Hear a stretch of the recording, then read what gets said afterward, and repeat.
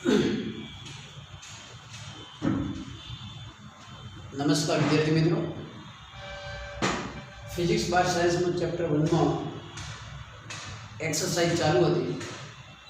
100 प्रश्नों जो था एक्सरसाइज में 17मो प्रश्न એટલે 17મો દાખલો 17મા દાખલા મિત્રો આવી વાત કરી છે કે બ્લોક્સની સપાટી આગળ વિદ્યુત ક્ષેત્રની કાળજીપૂર્વકની માપણી દર્શાવે છે કે બોક્સની સપાટીમાંથી બહાર આવતું ફ્લક્સ 8 × 10⁻³ ન્યૂટન પ્રતિ કુલમ આવી વાત કરી છે।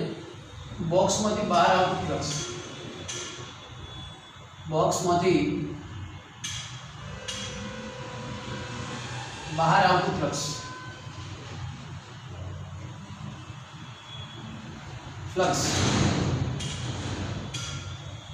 phi બરાબર 8 × 10⁻³ ન્યૂટન × મીટર સ્ક્વેર પ્રતિ કુલમ છે। આટલું બોક્સમાંથી ફ્લક્સ બહાર આવે છે। તો આની અંદર બે પ્રશ્નો કીધા છે કે બોક્સની અંદરનો કુલ વિદ્યુતભાર કેટલો હશે। પહેલો પ્રશ્ન છે નંબર 1,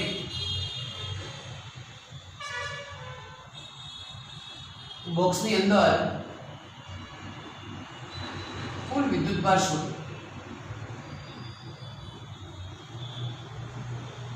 तो मित्रों बंद पृष्ठना फ्लक्स सूत्र अपनी फाई बराबर घेरा तो विद्युतभार भाग्य एप्सिलॉन नॉट। घेरा तो विद्युतभार કેટલો આપણી ભાઈ તો q છે તો q શોધવાના થાય તો q બરાબર फाई * एप्सिलॉन नॉट। फाई કેટલા આપે આપણને 8 × 10⁻³ * एप्सिलॉन नॉट 8.85 × 10⁻12। એટલે આ જવાબ આપણો આવશે 0.071 × 10⁻⁻⁶ કુલમ। 0.071 × 10⁻⁶ કુલમ એટલે કે 0.071 માઇક્રો કુલમ।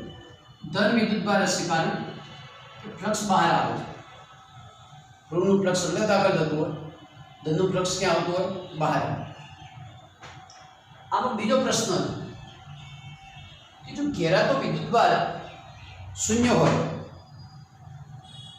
તો બોક્સમાં કોઈ વિદ્યુતભાર નથી।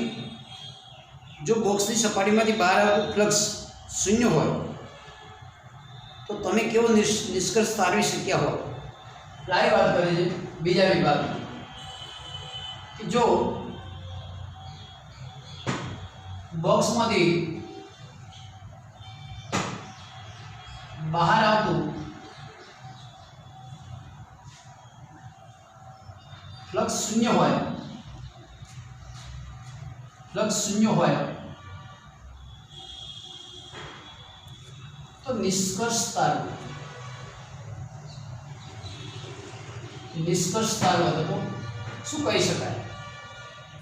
અહીંયા બોક્સમાંથી આવતું ફ્લક્સ આપણી પાસે તો ચાર્જ આટલો આપણે કહી શકીએ। ચાર્જનું સૂત્ર શું? q બરાબર phi * એપ્સિલોન નોટ। પણ આપણે એવું કીધું છે જો फ्लक्स शून्य હોય, બહાર આવતું ફ્લક્સ શૂન્ય હોય, નેટ ફ્લક્સ શૂન્ય હોય તો શું નિષ્કર્ષ તારવી શકો?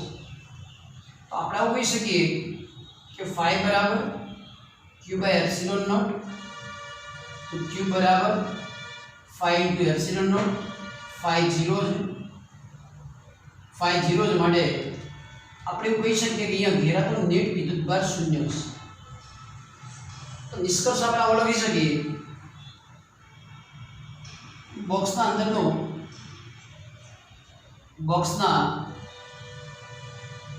અંદરનો કુલ વિદ્યુતભાર શૂન્ય છે। એના બે ઓપ્શન હોઈ શકે, કાં તો વિદ્યુતભાર શૂન્ય હશે અથવા સમાન મૂલ્યના હશે અને વિજાતીય વિદ્યુતભારો હશે। એટલે કે બોક્સમાં વિદ્યુતભાર હશે નહીં, એક આવું કહી શકાય કોઈ ચાર્જ જ નહીં હોય, અથવા સમાન મૂલ્યના વિજાતીય વિદ્યુતભારો હશે। સમાન મૂલ્યના વિજાતીય વિદ્યુતભારો છે। વિદ્યુતભારો હશે. આવો નિષ્કર્ષ આપણે તારીશું. જો 0 છે એનો મતલબ કાં તો બિલકુલ વિદ્યુતભાર હશે જ નહીં, અથવા તો વિદ્યુતભારો હશે તો જેટલો પ્લસ હશે એટલો માઇનસ. તો સિમ્પલ પ્રશ્ન હતો કે ફ્લક્સ આપ્યું છે 4 શોધવાનો, તો ઘેરા તો વિદ્યુતભાર 5 × એપ્સિલોન નોટ. અને બીજું કે જો ફ્લક્સ 0 હોય આપણી પાસે બે શક્યતા, કાં તો અંદર બિલકુલ ચાર્જ નથી, અથવા તો જેટલો ધન છે એટલો ઋણ છે. મિત્રો 18મો પ્રશ્ન, આખી રકમ આપણે લખતા નથી, ટાઈમ બચી જાય એના માટે. Question number 18. તો ક્વેશ્ચન 18 માં આપણે આવી વાત કરી કે 10 સેન્ટીમીટર બાજુવાળા એક ચોરસના કેન્દ્રની બરાબર ઉપર 5 સેન્ટીમીટરના અંતરે 10 માઇક્રોકુલમ બિંદુવત વિદ્યુતભાર રાખેલો છે. તો ચોરસમાંથી વિદ્યુત ફ્લક્સનું મૂલ્ય કેટલું હશે આવી વાત કરીએ 18મા પ્રશ્નમાં. 10 બાય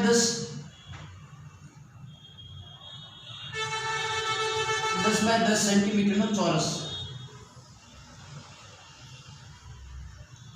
એના કેન્દ્રથી બરાબર ઉપર 5 સેન્ટીમીટરના અંતરે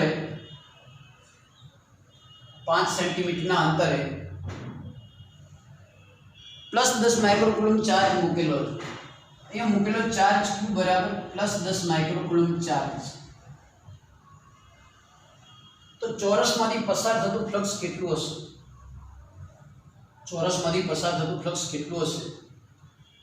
મિત્રો આવા પ્રશ્નની ચર્ચા આપણે સમઘનના સિમેટ્રીના જે ક્વેશ્ચન કર્યા એની અંદર આવી, છતાં આપણે ફરીથી લઈએ કે અહીંયા ચોરસ છે, કોઈક સમઘનનો હિસ્સો હશે, એટલે આ રીતે સમઘન તમે બનાવો 10 બાય 10 નો. એક આવો સમઘન વિચારો.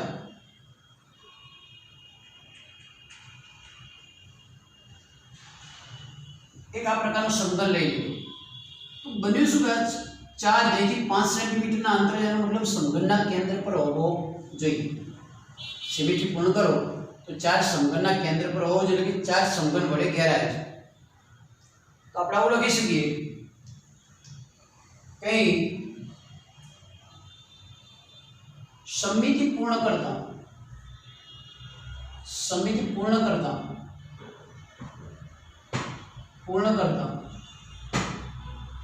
વિદ્યુતભાર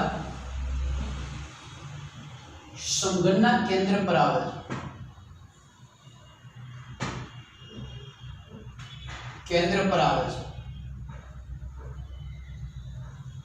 એટલે આપણે બંધ પૃષ્ઠ બનાવ્યું સમિતિના આધારે.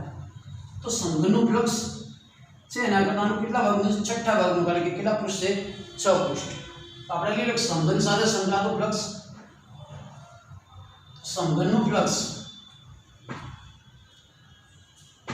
ફ્લક્સ phi બરાબર ઘેરા તો વિદ્યુતભાર ભાગ્યા એપ્સિલોન નોટ. અહીં એક જ પૃષ્ઠનું ફ્લક્સ આપણે શોધવાનું થાય, તો માટે ચોરસનું ફ્લક્સ 6ઠ્ઠા ભાગનું થશે. ચોરસ સાથે સંકળાતું વિદ્યુત ફ્લક્સ phi ડેશ કહી દઈએ, આના કરતાં 6ઠ્ઠા ભાગનું થશે 5/6 અથવા Q/6 એપ્સિલોન નોટ. જેની કિંમત મિત્રો 10 માઇક્રોકુલમ છે. 10 માઇક્રો 10 × 10⁻6 બાર, 6 × એપ્સિલોન 8.85 × 10⁻12. તો અહીંયા આપેલા ચોરસ સાથે સંકળાયેલું ફ્લક્સ phi ડેશ એ આપણે મળશે 1.88 × 10⁵ બાર, 1.88 × 10⁵ બાર ન્યૂટન × મીટર સ્ક્વેર પ્રતિ કુલમ. ફરીથી રિપીટ કરું, આપણે એક જ ચોરસ આપ્યું, ચોરસની બાજુની લંબાઈ કેટલી હતી? 10 અહીંથી ચાર્જ કેટલા અંતરે? 5 સેન્ટીમીટરના અંતરે. આવા કિસ્સામાં આપણે કહી શકીએ કે એક ચોરસ અહીંયા લઈ લો, કે એની એક ઉપર એક સામેની બાજુની આ બાજુ લેવામાં, તો એક સમઘન થઈ ગયા છે. આ જે ચાર્જ છે એક્ઝેક્ટ સમઘનના કેન્દ્ર પર આવી જાય. તો સમઘનનું ફ્લક્સ કેટલું? Q/એપ્સિલોન નોટ. એક પૃષ્ઠનું ફ્લક્સ કેટલું, તેને કેટલા વડે ડિવાઈડ કરશો? 6 વડે. તો આપણે મળશે 1.88 × 10⁵ ન્યૂટન × મીટર સ્ક્વેર પ્રતિ કુલમ. અને સેમ પ્રકારનો પ્રશ્ન આપણે સમઘનની સમિતિના જે ક્વેશ્ચન હતા એની અંદર આપણે સોલ્વ કર્યો. આગળ મિત્રો 19મો પ્રશ્ન,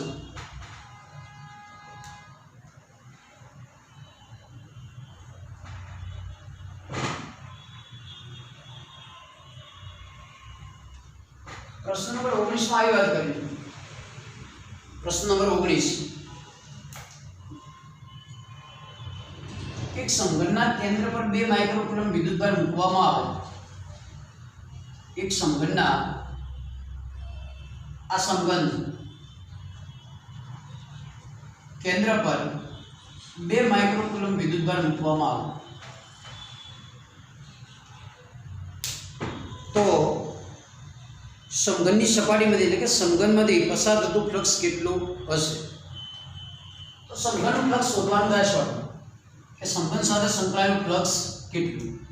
તો અહીંયા સ્પીડની પદ્ધતિ phi બરાબર સમઘનનું ફ્લક્સ q/ε0. q કેટલા આપણી પાસે 2 માઇક્રોકુલમ, 2 × 10⁻⁶. ε0 કેટલા 8.85 × 10⁻12. તો જવાબ આવશે આપણો અહીંયા 2.26 × 10⁵. 2.26 × 10⁵ ન્યૂટન મીટર સ્ક્વેર પ્રતિ કુલમ. સિમ્પલ ક્વેશ્ચન હતો. એ કેન્દ્ર પર 2 માઇક્રોકુલમ ચાર્જ હોય તો સમઘનનું ફ્લક્સ કેટલું? તો q/ε0. 20મો પ્રશ્ન મિત્રો, બહુ ઈઝી ક્વેશ્ચન. પ્રશ્ન નંબર 20,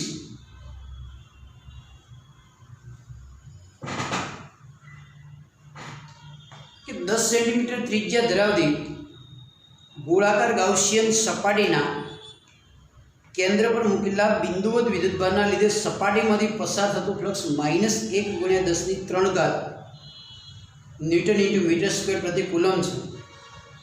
ફ્લક્સ પસાર થાય છે. તો પહેલી વાત છે કે જો સપાટી ગાઉસિયન સપાટી બમણી કરવામાં આવે, આવી વાત કરી છે કે 10 સેન્ટીમીટર ત્રિજ્યાની ગાઉસિયન સપાટી ગોળાકાર, એની ત્રિજ્યા તમને 10 સેન્ટીમીટર આપી. એના કેન્દ્ર પર એક બિંદુવત વિદ્યુતભાર મૂકેલો છે. એના લીધે સપાટીમાંથી પસાર થતું જે ફ્લક્સ છે, કેન્દ્ર પર મૂકેલા ચાર્જના કારણે સપાટીમાંથી પસાર થતું જે ફ્લક્સ છે તે આપણને આપ્યું માઇનસ આપ્યું. ફ્લક્સ માઇનસ આપ્યું હોય, ક્ષેત્ર રેખાઓ અંદર દાખલ થતું હોય. આ ફ્લક્સ તમને આપી દીધું છે -1 × 10⁻³ ન્યૂટન મીટર સ્ક્વેર પ્રતિ કુલમ. એટલે કે ફ્લક્સ ઋણ જેનો મતલબ ક્ષેત્ર રેખાઓ દાખલ થાય ગોળીય સપાટી. તો 2 પ્રશ્ન એ કર્યા છે કે જો ગોળીય સપાટીની ત્રિજ્યા બમણી કરવામાં આવે, જો ગોળીય સપાટીની ત્રિજ્યા બમણી કરવામાં આવી હોત તો સપાટીમાંથી કેટલું ફ્લક્સ પસાર થાય? બે પ્રશ્ન આપણે લઈએ. પહેલો વિભાગ એ, જો ગોળીય સપાટીની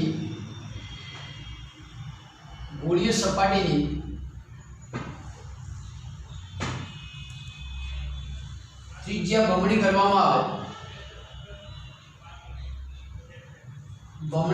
આવે તો સપાટી સાથે સંકળાયેલું ફ્લક્સ કેટલું? સપાટી સાથે સંકળાયેલું ફ્લક્સ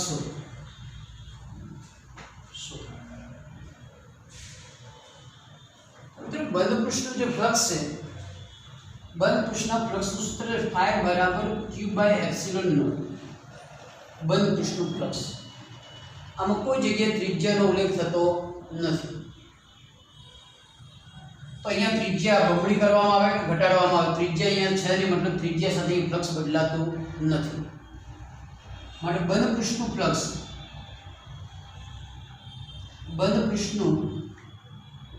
ફ્લક્સ ત્રિજ્યા પર આધારિત નથી.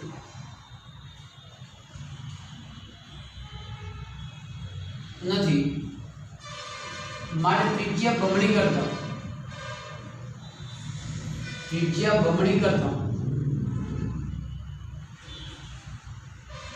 ફ્લક્સ બદલાશે નહીં. એનો એ જ ફ્લક્સ દેશે. પ્રશ્ન બી છે ઘેરાતો વિદ્યુતભાર કેટલો? ઘેરાતો વિદ્યુતભાર બીજા વિભાગનો પ્રશ્ન. તો phi બરાબર q બાય એપ્સિલોન નોટ. તો q બરાબર phi into epsilon naught into flux છે માઈનસ 1 ગુણ્યા 10 ની 3 ઘાત 8.85 ગુણ્યા 10 ની માઈનસ 12 ઘાત. ચલો માઈનસ 12 માંથી 3 જાય માઈનસ 9 આવશે. તો માઈનસ 8.85 ગુણ્યા 10 ની માઈનસ 9 ઘાત કુલ જેટલો ચાર્જ અંદર ઘેરાતો હશે મિત્રો આ ચાર્જ ઋણ હશે કારણ કે ફ્લક્સ દાખલ હતું ફ્લક્સ છે ક્ષેત્રેખાઓ અંદર તરફ દાખલ થાય માટે અહીંયા ચાર્જ ફ્લક્સ માઈનસ છે એનો મતલબ ચાર્જ પણ અહીંયા માઈનસ હશે.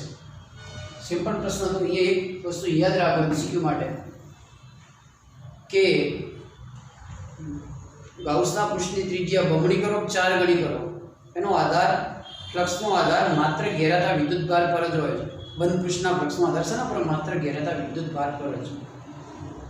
એને ત્રિજ્યા સાથે કોઈ સંબંધ હોતો નથી માટે પહેલા કિસ્સામાં ત્રિજ્યા સાથે ફ્લક્સ બદલાશે નહીં. બીજા કિસ્સામાં ઘેરાતો વિદ્યુતભાર તમને ખ્યાલ છે કે q બરાબર phi ઇન્ટુ એપ્સિલોન નોટ.